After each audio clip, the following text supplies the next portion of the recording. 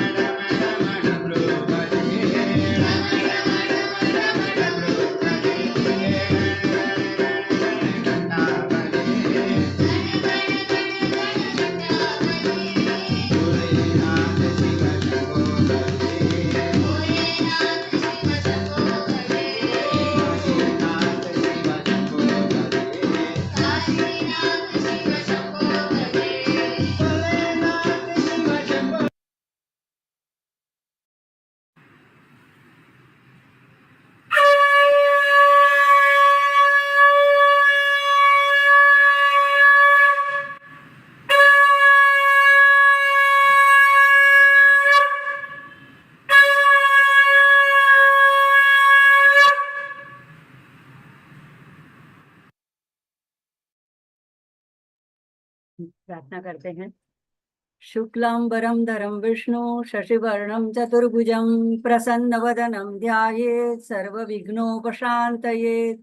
सरस्वती नमस्तुभ्यं वरदे कामरूपिणी विद्यारंभं करिष्यामि सिद्धिर्भवतु मे सदा। गुरुर्ब्रह्मा गुरुर्विष्णु गुरुर्देवो महेश्वरा गुरुर्साक्षात् परब्रह्म तस्मै श्री गुरवे नमः। ईश्वरो गुरुरात्मेति मूर्तिभेद विभागिने व्योमवद्व्याप्त देहाय दक्षिणामूर्तये नमः। श्री विद्यां परिपूर्णमेरुशिखरे बिंदु त्रिकोणे स्थितां वागीशादि समस्त भूत जननीं मंचे शिवाकारके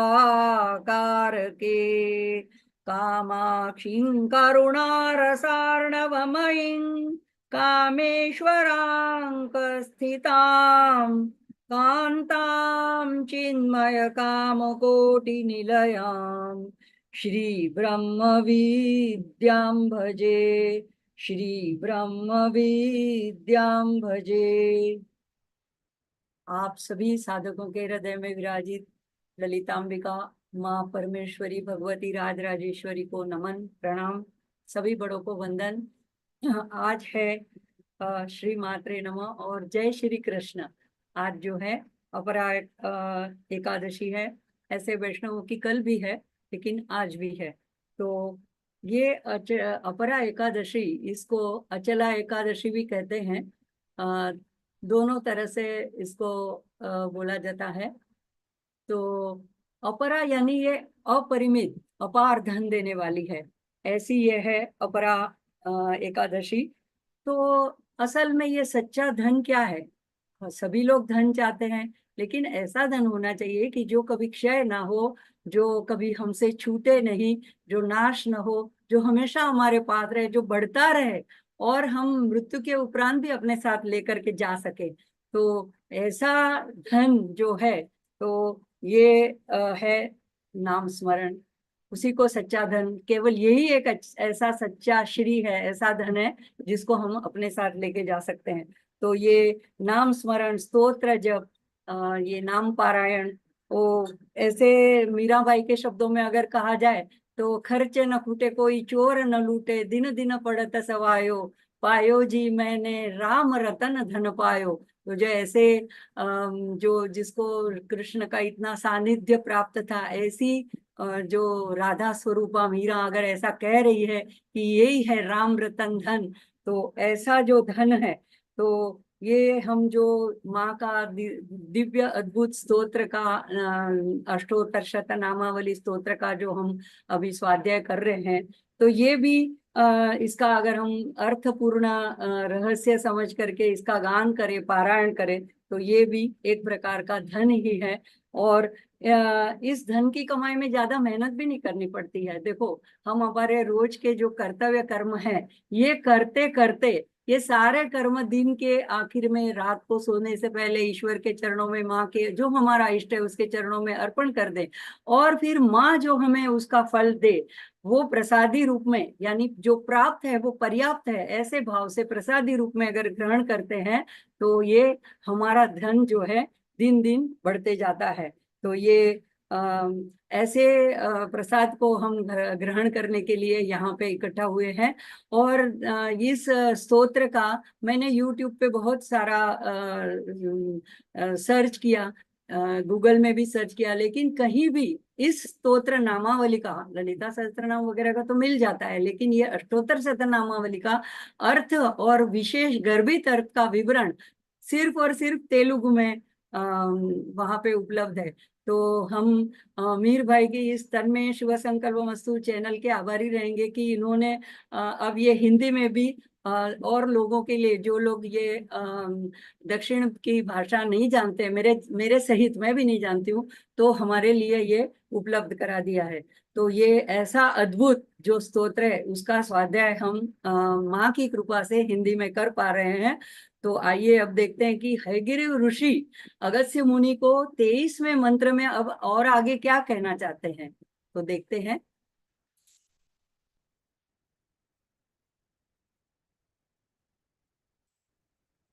हमने 22 तक देख लिया था, अब 23 है। रमणीय ओम बोले तो भी ठीक है, ना बोले तो भी ठीक है। जो शाम्बे षडानंद आचार्य है वो सिर्फ 16 अक्षरों का नाम पारायण करते हैं।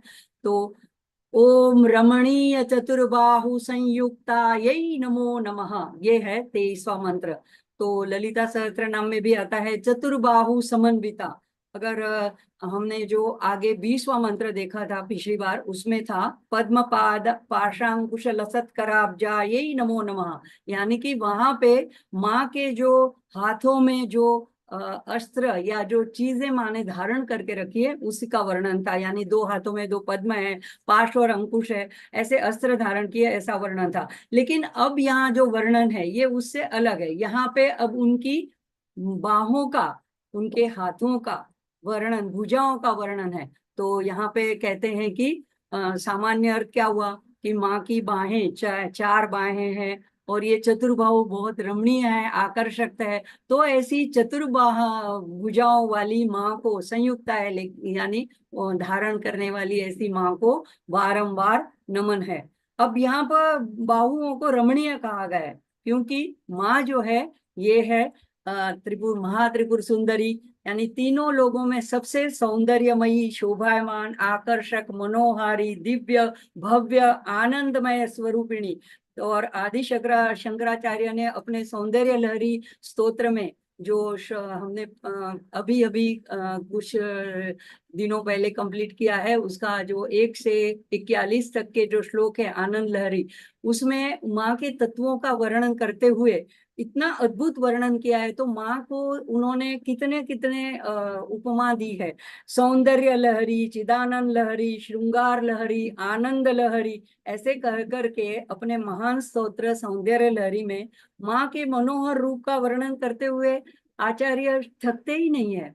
तो ऐसी जो माँ है और ऐसी उनकी जो 4 भुजाएं हैं, तो सामान्य अर्थ तो 4 भुजा होता है, लेकिन गर्भित अर्थ क्या है कि ये जो शास्त्र में वर्णित है हमारे जीवन के जो मुख्य 4 पुरुषार्थ है, धर्म अर्थ काम मोक्ष, तो इन चारों पुरुषार्थ को ही ये संकेत करती है ये 4 बाहें।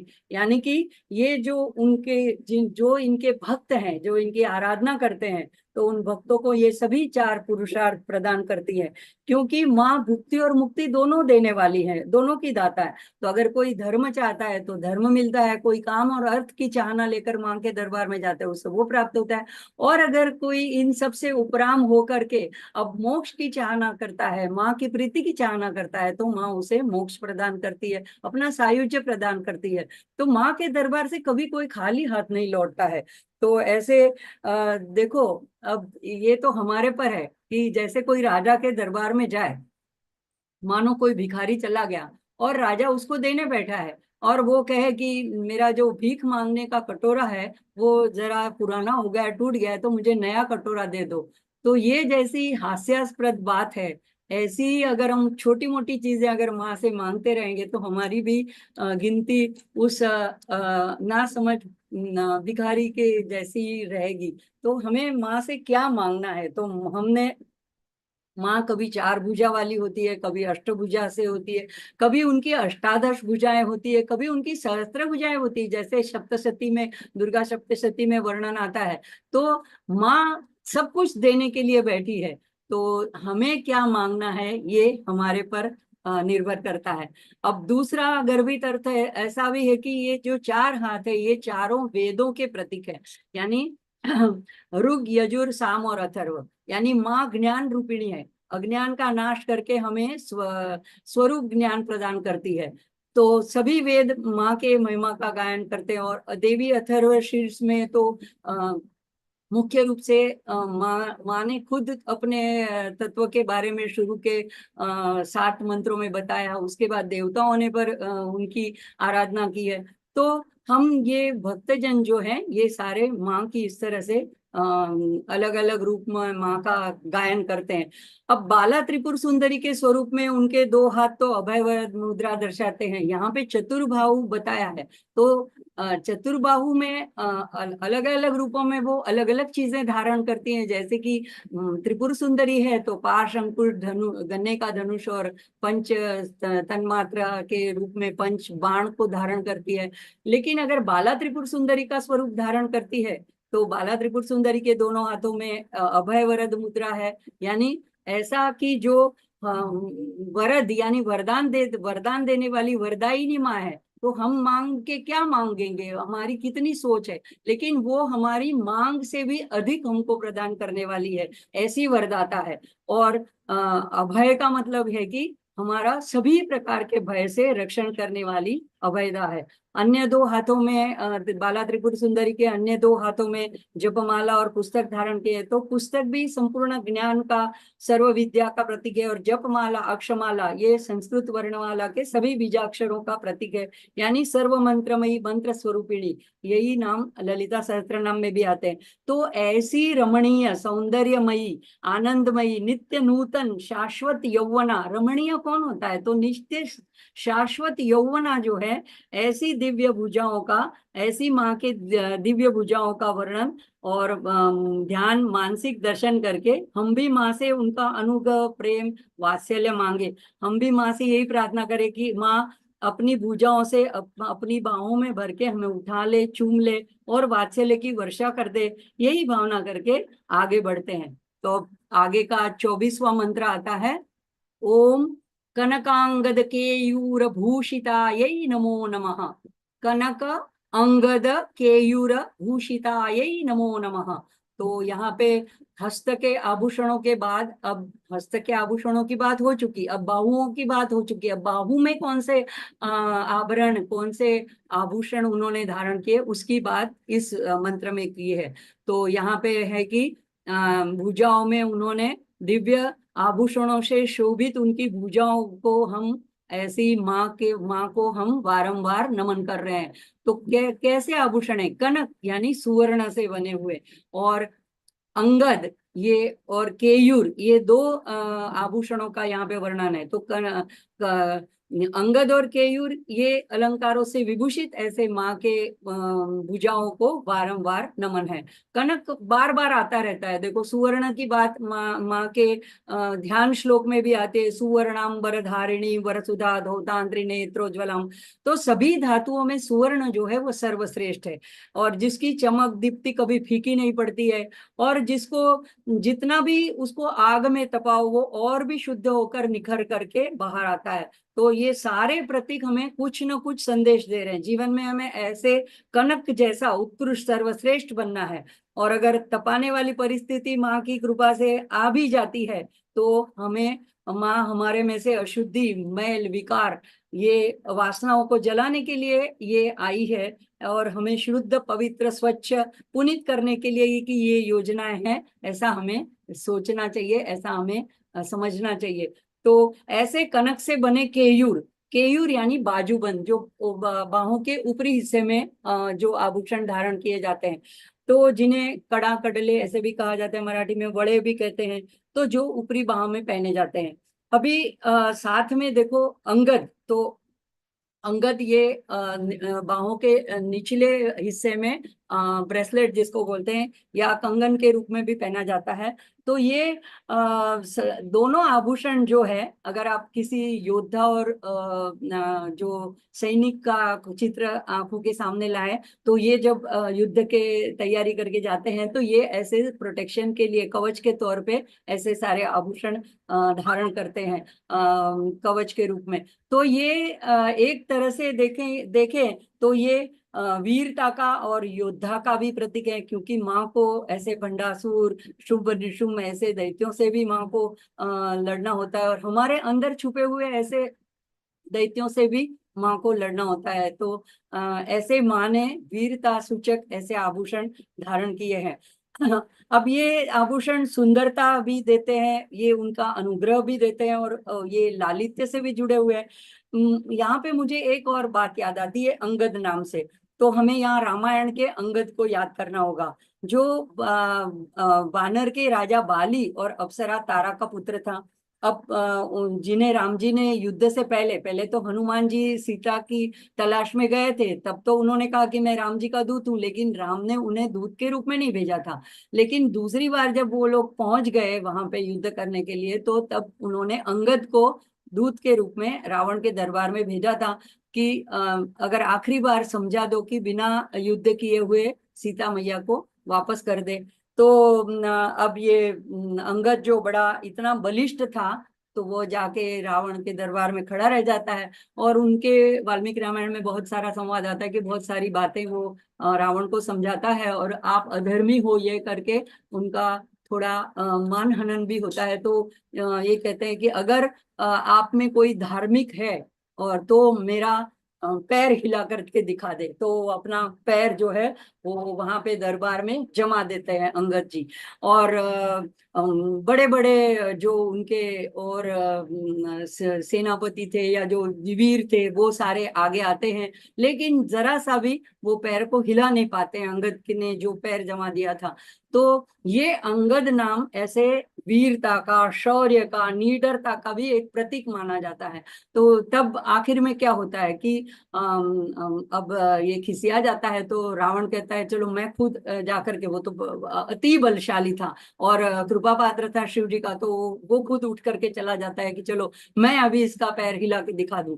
तब अंगद उसको मना कर देते हैं कि कहते हैं कि मेरे पैर मत छुओ, अगर आपको पैर छूने हैं तो राम जी के पैर छुओ, वो आपको क्षमा कर देंगे। तो वो झेप जाता है और वापस चला जाता है। तो इस तरह से अंगद शब्द जो है वो साहस का, निडरता का, शक्ति का ऐसा भी संदेश देता है। तो ऐसी जो माँ है, ऐसी दिव्य आभूषणों की जब हम उसका हम स्तोत्र गायन करते हैं, उसका अर्थ समझते हैं, तो माँ हमको सत्कर्मों में प्रेरित करती है। और ये सत्कर्मों की आकांक्षा रखने वाले जो साधक गण होते हैं, उनको माँ अमित शौर्य प्रदान करने वाली बन जाती है, और जिससे उन्हें ऐसी शाश्वत कीर्ति की प्राप्ति होती है। तो ऐसा सारा गर्भित अर्थ इस कनक कांगद के यूर भूषिता यही नमो नमः, ऐसी माँ को नमन करते हुए आगे बढ़ते हैं।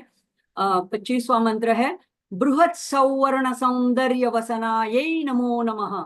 अब यहाँ देखो एक क्रम क्रम से वर्णन हो रहा है, और जो शाक्त संप्रदाय में है तो मस्तक से लेके पाद तक होता है, और वैष्णव संप्रदाय में नखशिक यानी चरणों से लेकर के शिखा मुकुट तक का वर्णन होता है। तो यहाँ पे अब क्रम क्रम से वर्णन आ रहा है। तो यहाँ पे कहते हैं कि बृहत सौवर्ण सौंदर्य वसना यही नमो नमः। तो सामान्य अर्थ तो क्या हुआ, बृहत यानी बड़ा विशाल, सौवर्ण यानी सुवर्ण का बनाया, सौंदर्य ऐसा सुंदर, ऐसा वसन यानी वस्त्र, यानी जो माने अंग वस्त्र धारण किए, साड़ी धारण किए, चुनरी धारण किए, वो ऐसी माँ को बारंबार नमन है।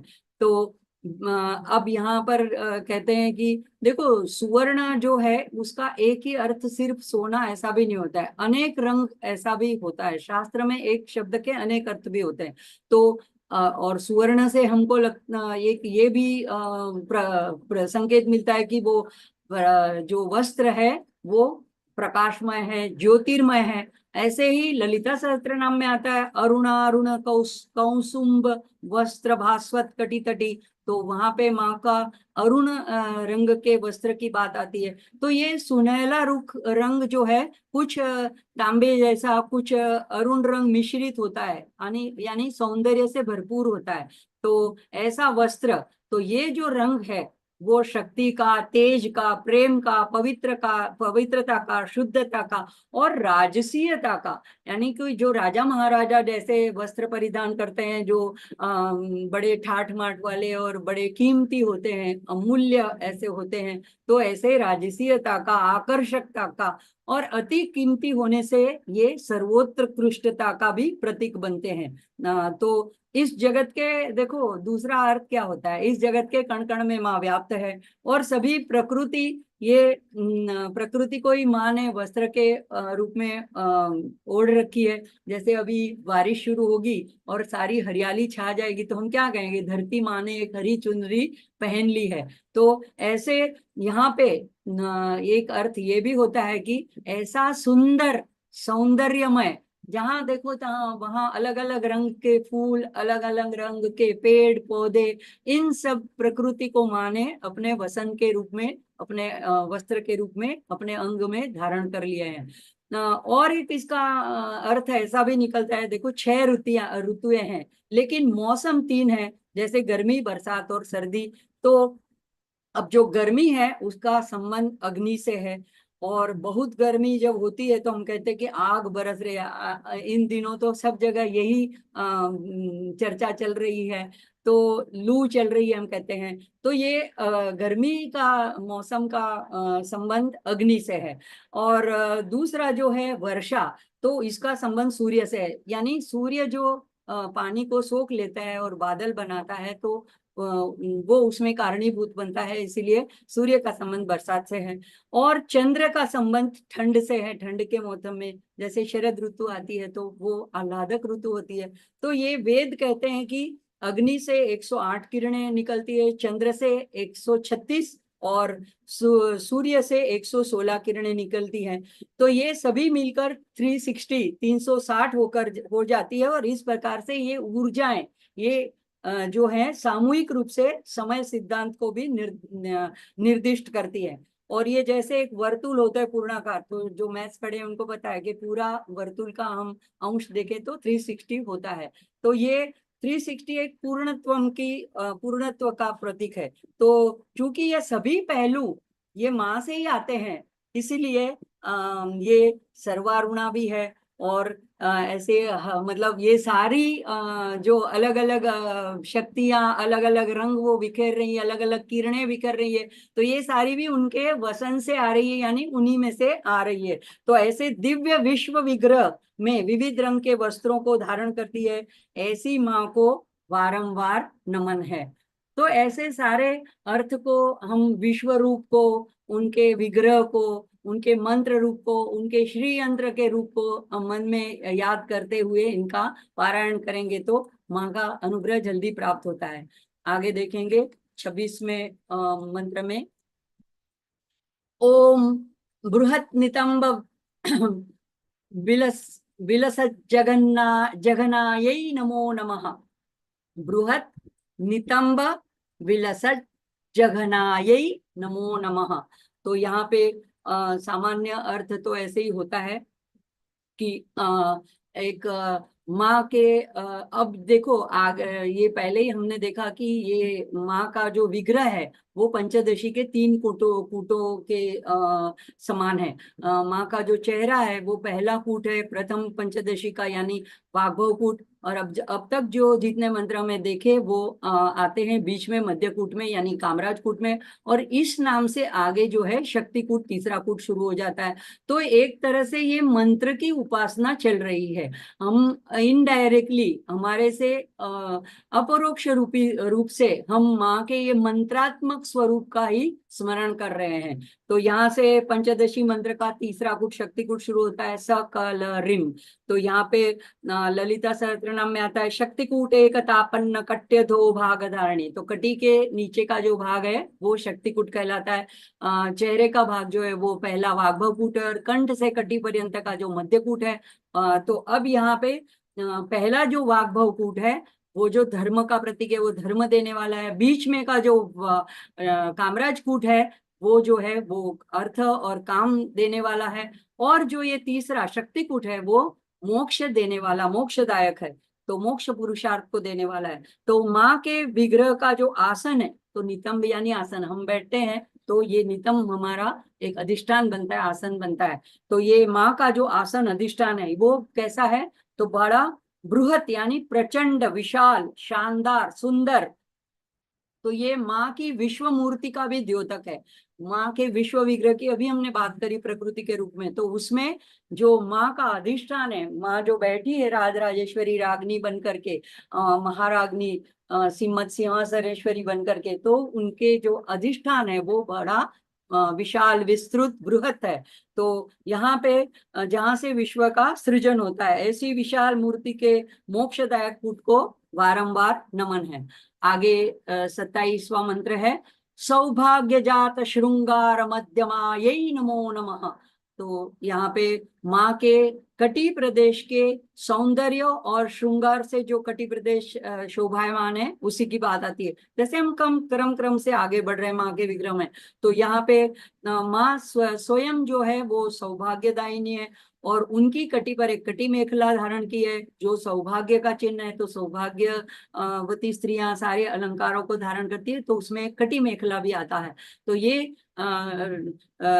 यहाँ पे ललिता सहस्त्रनाम में आता है, रत्न किंकिणिका रम्य रशना दाम भूषिता। तो ऐसे छोटी छोटी घंटियों वाली एक स्वर्ण की ऐसी रत्न जड़ित ऐसी कटी मेखला माँ ने धारण करी है। तो वो जो माँ का श्रृंगार है, वो सौभाग्य जात है, वो कटिबंध या कमर पट्टा या कटी मेखला जिसको कहते हैं, उससे माँ अलंकृत है। और ये वो कटिबंध में जो नाद हो रहा है, रत्न किंकिणिका रम्य छोटी छोटी गुंगरियों का जो नाद हो रहा है, तो इससे यह नाभि प्रदेश के चक्र को संदर्भित करती है। अब नाभि प्रदेश जो है वो अनाहत नाद का केंद्र है, और अनाहत नाद जो यानी किसी आहत से पैदा होने वाला नहीं, अपने आप पैदा होने वाला एक नाद है। तो ये ऐसी माँ जो है, तो ये अनाहत नाद पैदा करने वाली है, उनके उस ऐश्वर्य से हमको भी संपन्न करने वाली है ये। तो ये भक्तों में भी ऐसे अनाहत नाद को वो प्रकट कर सकती है। अगर हम उनका अनुग्रह प्राप्त करते हैं तो हमारे अंदर से भी वो ओम की ध्वनि, सोहम सोहम मंत्र की ध्वनि जो अविरत गुंजायमान हो रही है, वो उसको हम भी सुन पाएंगे। तो ये ऐसे नामों से हम माँ का अनुग्रह प्राप्त करने के लिए, मूल स्तोत्र से जुड़ने के लिए हम ये गान कर रहे हैं। तो नाभि जो है वो शरीर का केंद्र स्थान है, मध्य स्थान है, और जहाँ से हम अपने मूल स्रोत से, जैसे हम अपनी माँ से, भौतिक माँ से, और हम सारे अपनी माँ से जुड़े हुए, तो उसी का संकेत यह मध्यमायै ये शब्द कर रहा है। तो मध्यमायै हमें ये कह रहा है कि हमको हमेशा माँ का अनुसंधान रखना है, हमारे केंद्र से हमें जुड़े रहना है। आगे 28वां मंत्र आता है, दिव्य भूषण संदोह रंजितायै नमो नमः। तो माँ ने ऐसे दिव्य अलौकिक अद्भुत सुंदर ऐसे आभूषण, ऐसे माने और संदो यानी समूह, ऐसे समूह को माँ ने धारण किया है। तो ऐसे जो सृष्टि में कहीं पे भी हमें उपलब्ध नहीं है, ऐसे अलंकारों से वे शोभायमान है। ये तो हो गया उसका सामान्य अर्थ। अब यानी ऐसे दिव्य आभूषण यानी क्या, तो देखो आभरण का एक अर्थ जो होता है संस्कृत में, तो एक अर्थ मंत्र भी होता है। तो चूंकि ये मंत्रमय आभरण है, तो यानी मंत्र रूपिणी है, तो ललिता सहस्त्र नाम में और ललिता त्रिशती दोनों में आता है, सर्वाभरण भूषिता यही नमो नमो नमः या नमः। तो यहाँ सर्वा आभरण भूषिता है, तो ये सर्वाभरण क्या है, तो ये सामान्य अलंकार नहीं है, ये मंत्रमय अलंकार है। तो देवता स्वरूप मंत्रों को उन्होंने धारण किया है। तो माँ के विग्रह में और श्री यंत्र में कोई भेद नहीं है, अभेद है। तो जो सारे मंत्रों का मंत्र राज जो कहा जाता है वो श्री यंत्र है। श्री यंत्र की पूजा से सारे देवताओं का पूजन उसी के अंदर समाहित हो जाता है। और सर्व मंत्रात्मिका मूल मंत्र स्वरूपिणी, तो ये सारे ललिता सहस्त्र नाम में उनके नाम आते हैं। तो ऐसे सारे समूह यानी सभी मंत्रों के इकट्ठा करो, ऐसे समूह को, ऐसे दिव्य आभरणों को, जैसे हम देवी अथर्वशीर्ष में देखते हैं, तो माँ के जो 3 प्रमुख मंत्र हैं, एक तो है माँ का पंचदशी मंत्र, और दूसरा आता है नवारण मंत्र, और एक आता है एकाक्षरी प्रणव यानी रिम। तो ये तीनों की जैसे बात आती है देवी अथर्वशीर्ष में, और देवता ये तीनों मंत्रों को अपरोक्ष रूप से बता करके माँ की आराधना करते हैं। तो ये सारे माँ के दिव्य आभरण है। तो ये यंत्र जो श्री यंत्र है वो मंत्र राज है, और सारे मंत्र उसमें समाहित है। ऐसी दिव्य मंत्र समूह ही माँ के दिव्य आभरण भूषण बने हुए हैं। तो ऐसी माँ को, ऐसी इससे रंजिता यानी शोभायमान, दीप्तिमान, आकर्षक बनी हुई मनोहारिणी ऐसी माँ को नमो नमः। तो आगे देखते हैं।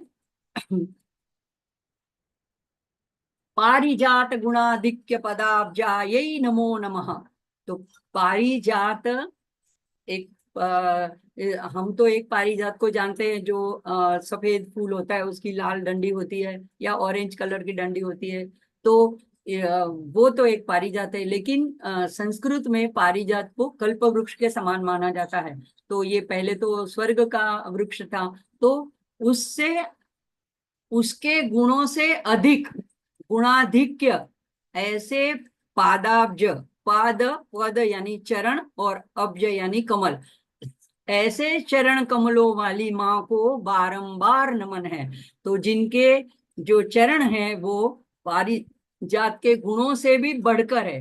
अब यहाँ पे पारिजात की गणना मैंने कहा ऐसे कि स्वर्गीय कल्प वृक्ष की गई है। तो कल्प वृक्ष क्या होता है? जो जो भक्तों की इच्छा, सारी अभिष्ट कामनाओं को पूर्ण कर देता है। तो अब ये कामनाएं क्या होती है? ज्यादातर भौतिक कामनाएं होती है। अगर कोई कल्प वृक्ष के नीचे बैठा है और जो भी मन में उसके इच्छा उठती है, तो वो सारी कल्प वृक्ष बिना कहे वो पूरी कर देता है। तो अब यहाँ पे कहा है कि उनसे बढ़कर चरण श्रेष्ठ है। क्यों?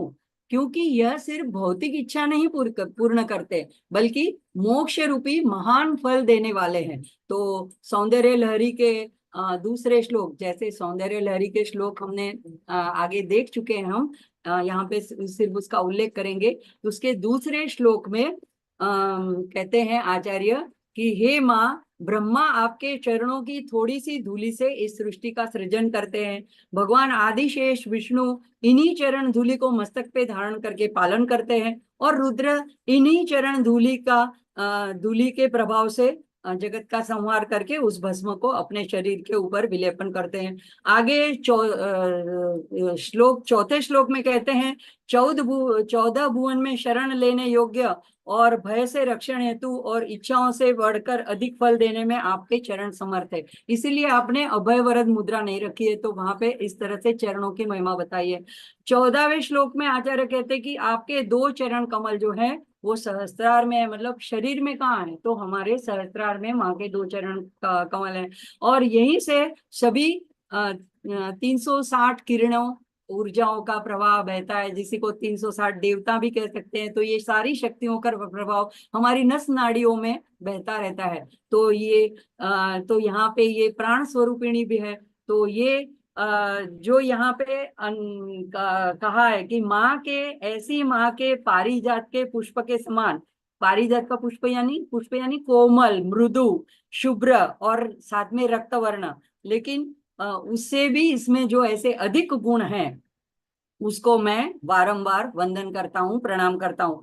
और आपके ऐसे अनन्य चरण की मैं शरण लेता हूँ, और यहाँ माँ के मोक्षदायी चरणों को नमन करते हुए कहते हैं कि ये एक सामुद्रिक शास्त्र की विशिष्ट लक्षणा भी है कि पैरों की कांति अगर रक्त वर्ण हो तो ये भी एक शुभ ऐसा संकेत माना जाता है। तो ऐसे माँ के चरणों की शरण लेते हुए हम आगे बढ़ते हैं। आगे आता है 30वां नाम, सुपद्मराग संकाश चरणायै नमो नमः। अब यहाँ पे तो पहले तो उनके गुणों की बात कर दी, अब गुणों के साथ यहाँ पे उसको तुलना की है। तो यहाँ पे पद्मराग एक सर्वोत्तम मणि है, और उसके संकाश, संकाश यानी उसके समान, सदृश, ऐसे आपके चरणों की प्रभा है, आभा है। ऐसे चरणों में, ऐसे चरणायै नमो नमः।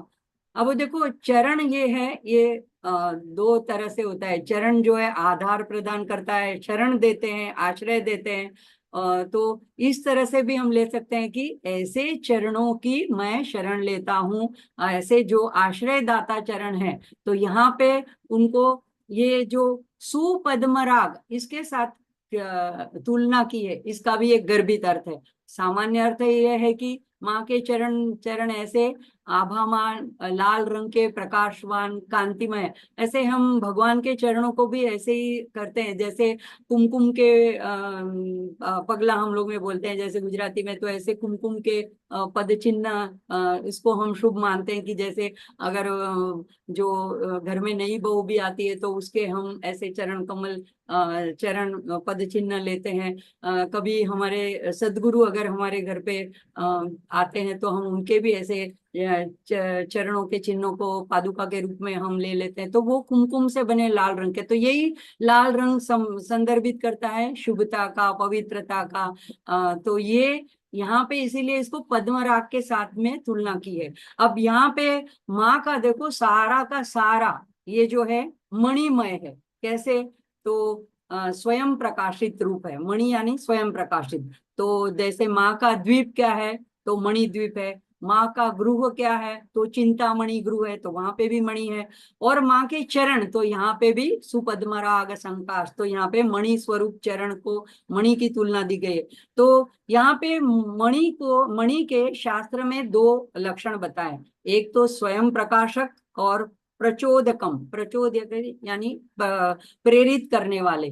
तो जैसे हम गायत्री मंत्र में बोलते हैं कि धीमहि धियो यो नः प्रचोदयात्, तो प्रचोदन करना, प्रेरणा करने वाले, ऐसे प्रेरित करने वाले।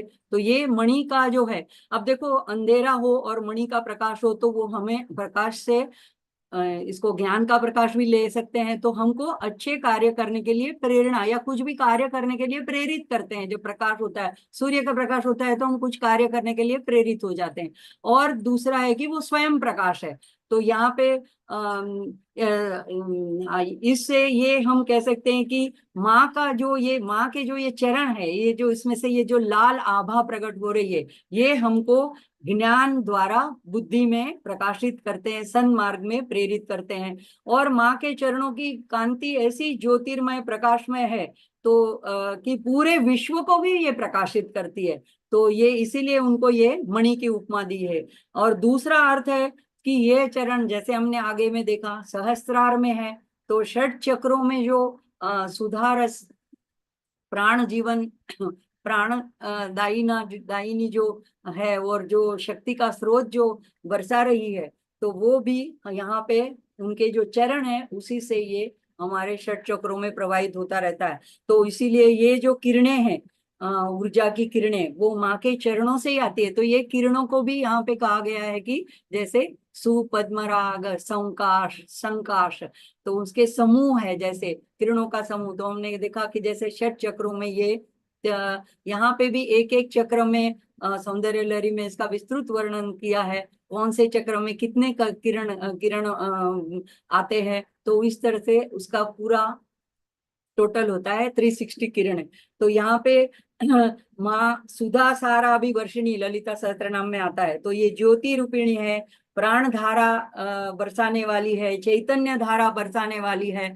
ऐसी माँ के चरणों के हम अच्छा देखो, चरणों के साथ सू लगाया गया है। अब ये सू लगाने का मतलब क्या है? सू यानी अत्यधिक। अत्यधिक कैसे? अगर हम कहते हैं सुलभ, सुकर, तो यानी आसानी से प्राप्त होने वाला हो तो उसको हम सुलभ कहते हैं। तो ऐसे सु का अर्थ बहुत गहरा अर्थ है। सुंदर को भी हम सु उपसर्ग लगाते, बढ़िया, श्रेष्ठ, मनोहर।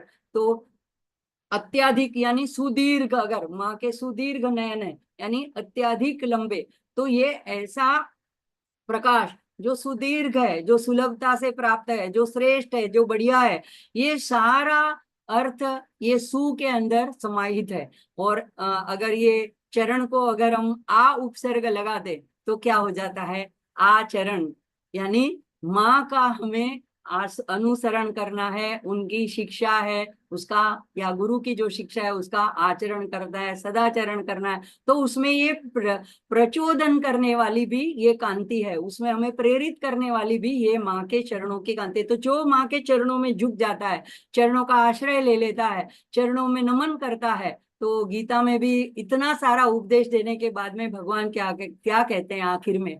क्या हमको लगता है कि उन्होंने ज्ञान मार्ग बताया दूसरे अध्याय में, फिर भक्ति मार्ग बताया, कर्म मार्ग बताया, कर्म योग बताया, सारे योग बता दिए, तो राजयोग बता, सारे योग बता दिए। क्या जो जो भी समय उनको लगा होगा, तो उतने समय में अर्जुन ने क्या कोई योग का आचरण कर लिया क्या? उस वजह से वो भगवान का प्रिय हो गया। उसने क्या किया? मामेकं शरणं व्रज, अहम त्वा सर्व पापेभ्यो मोक्षयिष्यामि मा शुचः। तू शोक मत कर, मेरे एक शरण में आ जा। तो ये शरण जो है, चरण को पकड़ के जो शरण लेना है, ये सबसे सार रूप बात है उपासना में, भक्ति मार्ग में। तो यहाँ पे इसीलिए ऐसे चरणों को वंदन करते हुए, अभी देखो जहाँ पे ये नाम को अगर हम सिर्फ ऐसे पाठ करते हैं यांत्रिक, तो उसका फल इतना नहीं मिलता है, लेकिन इतना पूर्ण फल प्राप्त नहीं होता है। इसीलिए यहाँ पे जो हमने शुरुआत की, तो पहले आया शशांक शेखर प्राणवल्लभा यही नमो नमः। तो वहां पे ये जो माँ है वो शिव जी की प्राण वल्लभा है। फिर आया था सदा पंचदशात्मक स्वरूपा यही नमः, पंचदशी के स्वरूप में मंत्रमयी है, मंत्र रूपिणी है। तो ये शिव जी की प्रीति प्राप्त करना ही माँ के सौंदर्य का प्रयोजन है। तो ये दोनों अभेद है। तो माँ के सौंदर्य का इतना वर्णन करते हैं कि माँ को क्या कहीं ब्यूटी कॉन्टेस्ट में जाके खड़ा होना है क्या? विश्व सुंदरी अपने आप को साबित करना है? नहीं नहीं, माँ को तो शिव जी की प्रीति प्राप्त करना है। अब अच्छा देखो, ये भी कितनी आश्चर्य की बात है, शिव जी खुद सच्चिद आनंद स्वरूप है, वो अपने में ही मस्त है। फिर भी ऐसे आनंद स्वरूप शिव जी को भी जो प्राण वल्लभा है, जो उनको भी आनंद प्रदान करती है, तो माँ के सौंदर्य का प्रयोजन यही है। तो ये आनंद रूपिणी है और उन्हें भी आनंद प्रदान करने वाली माँ है। तो ऐसे सुपद महाराग संकाश चरणा यही नमो नमः, ऐसे माँ के चरणों को प्रणाम करते हुए आगे बढ़ते हैं। एक दो नाम और देख लिए जाएंगे।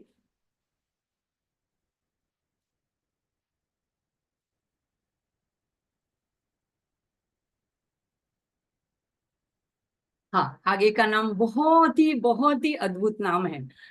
कामकोटि महापद्म पीठस्थायै नमो नमः। तो कामकोटि अगर स्थूल रूप से देखें, मतलब शाब्दिक अर्थ देखें, तो कांची में कामकोटि पीठ है। तो उसमें जो स्थित विग्रह है वो कामाक्षी देवी का है। तो यहाँ पे उसी का वर्णन दिया गया है। तो जैसे शुरू में मैंने जो श्लोक पढ़ा था, कामेश्वरांक स्थिता कामाक्षीम, तो ये कामकोटि निलय, चिन्मय कामकोटि निलयम, तो वहां पे ये कामकोटि निलय में वहां पे रहने वाली कामाक्षी, इसका यहाँ पे नाम के सहित वर्णन किया गया है। अब ये ऐसे महापद्म पीठ में विराजित माँ को बारंबार नमन है। अब ये कामाक्षी देवी क्या कोई और देवी है? नहीं, यही ललिता देवी है। तो सर्वप्रथम तो यह नाम स्थूल रूप से देखें तो क्षेत्र परक है, यानी कि विश्व में विश्व विग्रह के रूप में कांची में वो निवासिनी है। जैसे अगर महालक्ष्मी या महाराष्ट्र में कहते हैं तो कोल्हापुर निवासिनी, तो वो कोल्हापुर में है। तो यहाँ पे ऐसे कामकोटि एक शक्तिपीठ है, और आद्य शंकराचार्य जी ने भारत की 4 दिशाओं में 4 शक्तिपीठ की स्थापना की है। हम सब जानते ही हैं, ज्योतिर्मठ जोशी मठ में उत्तराखंड में, यानी उत्तर में हमारे भारत के नक्शे में, और दक्षिण में श्रृंगेरी शारदा पीठ, तो उसको श्रृंगेरी मठ कहते हैं, कर्नाटक में है। और पूर्व में पुरी में, जगन्नाथपुरी में उड़ीसा में है गोवर्धन मठ, और पश्चिम में है गुजरात में द्वारका में द्वारका शारदा पीठ। तो यहाँ पे 4 पीठों की स्थापना की। लेकिन ये जो कांची का है कामकोटि पीठ, वहां पे शंकराचार्य जी ने खुद वहां पे बहुत साल वहां पे उन्होंने निवास किया, उन्होंने वहां पे आराधना की, वहां पे उन्होंने उपासना की। और उनके कई सालों के बाद वहां पे जो और उनके शंकराचार्य के परंपरा में एक आचार्य शंकराचार्य हुए, चंद्रशेखर चंद्रशेखरेश्वर सरस्वती, तो उनको परमाचार्य भी कहा जाता है। 100 साल तक थे उनका आयुष्य। अभी 1995 1895 से 1995 ऐसे, अगर मैं भूलती नहीं हूँ तो 100 साल तक उनकी आयु थी। और 30 साल तो उन्होंने पूरे भारत में पैदल चल के परिभ्रमण करके सनातन धर्म का प्रचार प्रसार किया।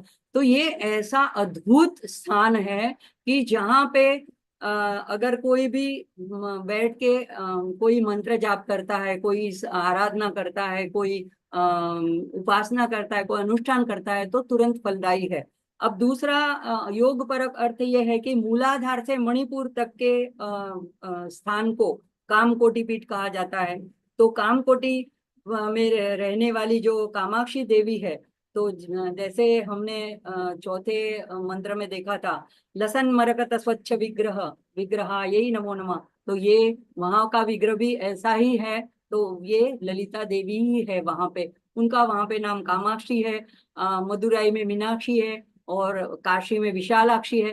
तो ये इनके अलग अलग नाम हैं, लेकिन ये ललिता देवी के ही स्वरूप है। अब तीसरा मंत्र परक अर्थ अगर हम देखें तो कोटि यानी ये मैं जिनका तेलुगु में मतलब मुझे आती तो नहीं है, लेकिन जो मैं संस्कृत परक जितने शब्द होते हैं उसको जोड़ के अर्थ समझने की जो कोशिश करती हूँ। सदानंद, षडानंद, षणमुखानंद षडानंद शास्त्री आचार्य के जो तेलुगु में वीडियो है यूट्यूब पर, अगर आपको तेलुगु आती है तो आप उसमें अच्छी तरह से समझ पाएंगे। उन्होंने बहुत अच्छा विस्तृत वर्णन किया है। तो उन्होंने कहा है कि कोटि इसका संस्कृत में एक अनेक अर्थ होते हैं। एक तो हम जैसे करोड़ बोलते हैं, 1 करोड़, लेकिन समूह ये भी होता है, और कोटि यानी प्रकार भी होता है, और कोटि यानी इससे परे ये भी एक अर्थ होता है। तो यहाँ पे उन्होंने कहा कि जैसे ये जागृत पीठ स्थान है, तो इसको कांचीपुरम को मुक्ति नगर भी कहते हैं, मोक्ष प्रदान करने वाला भी कहते हैं। महा का अर्थ है सभी मनोकामना पूर्ण करने वाला, इसलिए महा। और यहाँ पे जब साधना अभ्यास करने से माँ का साक्षात्कार किया जाता है। अब कोटि यानी परे, ये भी उन्होंने एक अर्थ कहा है। परे यानी उससे आगे, उससे बढ़कर। तो काम से भी बढ़कर कोटि, काम से आगे कोटि। तो यानी उन्होंने कहा कि जो 4 पुरुषार्थ है, तो धर्म अर्थ काम, तो काम से आगे उससे परे यानी मोक्ष देने वाली मोक्षदाता कामाक्षी के रूप में वहां पे विराजित है। और तो इसका काम कोटि का एक अर्थ हुआ मोक्ष। और महापद्म यानी देखो, पद्म ये जो है ज्ञान का प्रतीक है, और महापद्म कहने से ये संपूर्ण विकसित ऐसा, सबसे उत्कृष्ट ऐसा, सबसे भव्य दिव्य ऐसा, यानी ज्ञान से परिपूर्ण, ज्ञान की परिपूर्ण विकास की ऐसी भूमिका। तो ये वहां पे माँ का परब्रह्म स्वरूपिणी सच्चिदानंद रूपिणी ऐसा माँ का स्वरूप है। तो महा पद्म पीठस्थ इसलिए वहां पे कहा गया, ऐसा दिव्य भाव है। और तो ये मोक्ष की प्राप्ति वहां पे, ये संपूर्ण ज्ञान आनंद की भूमि है, इसलिए वहां पे मोक्ष की प्राप्ति होती है। अब दूसरा है कि शास्त्र की दृष्टि से भी उन्होंने एक अर्थ निकाला है कि काम शब्द का जो अर्थ है उसमें क, ककार, अकार और मकार, ये 3 अक्षर आते हैं। तो ककार यानी ब्रह्मा, अकार यानी विष्णु और मकार यानी रुद्र। तो जो ब्रह्मा यानी सत्व, विष्णु रजस और मकार रुद्र तमस, ऐसे सृष्टि स्थिति लय, तो ये 3 को ये 3 अक्षर संदर्भित करते हैं। तो इन्हीं 3 सृष्टि की सृजन रूपिणी, स्थिति रूपिणी और लय रूपिणी शक्तियों के द्वारा ये प्रपंच चलता रहता है। तो यहाँ पे काम इन्हीं 3 गुणों के देवों को, और सृष्टि सृजन शक्ति पालन की शक्ति और लय शक्ति को दर्शाता है ये काम शब्द। और इन सभी को शक्ति प्रदान करने वाली कौन है? तो वो है कामेश्वरी, कामाक्षी देवी। तो कामेश्वरी यानी काम की भी ईश्वरी। काम में हमने देखा तीनों देवताओं, तीनों शक्तियों की बात आ गई, उनको शक्ति प्रदान करने वाली कामेश्वरी। तो जो यह सृष्टि स्थिति और लय, इससे कोटि, उससे अतीत है, उससे पर है, तो यानी उससे भी आगे है, यानी गुणातीत है। तो महापद्म यानी अनंत रूप से। अब अनंत यानी 3 गुणों से ऊपर, सत्व रजस तमस से ऊपर, यानी तुरीय भाव में। तो यहाँ पे ये ललिता सहस्त्रनाम में आता है लोकातीता, गुणातीता, सर्वातीता। तो यहाँ पे ये मोक्ष भूमि जो है हमारे शरीर के अंदर सहस्त्रार में है। तो ये ऐसी स्थिति, तुरीय भाव जिसका है, वो स्थिति रूप, वही रूपिणी है माँ ललितांबिका। तो हमारे शरीर में कुंडलिनी जब ऊर्ध्व प्रयाण करती है, तो मूलाधार से सहस्त्रार तक, तो वहां पे ये दो दो चक्रों के बाद छह षट चक्र जो है हमारे शरीर में सारे लोग जानते हैं। मूलाधार स्वादिष्टान दो चक्रों की जोड़ी है। उसके बाद में एक ग्रंथि आती है, उसको ब्रह्म ग्रंथि कहते हैं। और ब्रह्म ग्रंथि विभेदिनी ललिता सहस्त्र नाम में आता है। तो वो हो गया क। उसके बाद में दो चक्र है, मणिपुर और हृदय में अनाहत। तो उन दोनों चक्रों के बाद आता है विष्णु ग्रंथि। विष्णु ग्रंथि विभेदिनी, उसको भी विभेदन करती है। और उसके बाद में विशुद्धि और आज्ञा, ये दोनों चक्रों के बाद में आता है रुद्र ग्रंथि। तो आज्ञा चक्रारलस्था रुद्र ग्रंथि विभेदिनी, तो रुद्र ग्रंथि को भी विभेद करती है। यानी क, अ और म यानी काम के ऊपर उसके अतीत सहस्त्रार में जब जाती है तो सुधा सारा विवर्षिणी शिव के साथ ऐक्य प्राप्त करती है और वहां से अमृत की वर्षा करती है। तो यहाँ पे जैसे महापद्म, तो ये शरीर के अगर परख हम अर्थ देखें तो वो सहस्त्रार की बात आती है। तो यहाँ पे माँ कहीं और बाहर या कांची में ही है ऐसी बात नहीं है। हमारे शरीर के अंदर हृदय ललिता हृदय में निवास करती है, हमारे सहस्त्रार में निवास करती है। तो ऐसी माँ को अब मुझे नहीं लगता है इसके बाद का नाम हो पाएगा। तो यहीं पे हम आज का सत्र स्वाध्याय रोक लेंगे। यह कामकोटि महापद्म वहां पे जो विराजत है ललिता सहस्त्रनाम में भी जो आखिरी में नाम आता है शिव शक्ति एक रूपिणी होकर के श्री ललितांबिका, उन्हीं को यहाँ पे वारंवार प्रणाम किया है। वो ये बहुत ही शक्तिदायक और दिव्य नाम है। और ऐसे नामों को भाव से पढ़ करके अर्थ को जान करके भाव में डूब करके इन नामों का पारायण करना है, सिर्फ यांत्रिक पठन नहीं करना है। तो हम सबके ऊपर माँ की कृपा वर्षा रहे, यही प्रार्थना और कामना के साथ शांति मंत्र के साथ आज के सत्र को आगे बढ़ाते हैं। ओम पूर्णमद पूर्णमिदं पूर्णात् पूर्णमुदच्यते पूर्णस्य पूर्णमादाय पूर्णमेवावशिष्यते। ओम शांति शांति शांति। हरि ओम श्री गुरुभ्यो नमः। हरि ओम। मिहिर भाई का आभार, जागृति बहन का आभार और आप सभी भक्तगणों का साधकों का आभार, जिनकी वजह से मुझे प्रेरणा मिलती रहती है और हम सब मिलकर के माँ की आराधना कर पाते हैं। तो आखिर में शिव जी का नाम घोष करते हैं। ओम नमः पार्वती पतये हर हर महादेव। दीदी बहुत अच्छा आपने सुनाया, बहुत अच्छा बोलते हुए बहुत अच्छे। बहुत अच्छा दीदी, बहुत अच्छा बोलिए आप। बहुत आपके लिए नमन। हम लोग आपकी वचनों को सुनने के लिए लालायित रहते हैं। छान छान कर रही, खूप मस्त अगदी बहुत अच्छा बोलते हो दीदी। बहुत अच्छा दीदी। आपका आभार छान दीदी, सांगितलं, ढेरों चालेल आभार आपको. आपको। वास्तव में दीदी बहुत अच्छा लगता है आपका बोलना। मैं सोचती हूँ आप कहीं दिखिए, आप मेरे को भेज सकते क्या? बहुत ही अच्छा लगता है।